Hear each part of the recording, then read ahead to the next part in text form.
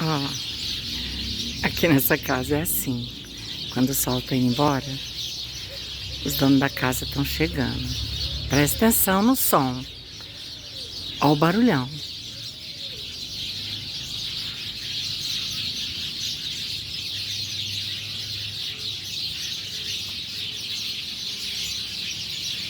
Aqui tem pardal, rolinha, canarinho, pássaro preto.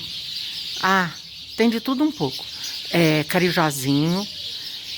Tem um monte de coisa aqui. E assim, eles só calam depois que escurece e apaga tudo as luzes. Caso contrário, é esse barulhão doido. Aí, de madrugada é a mesma coisa.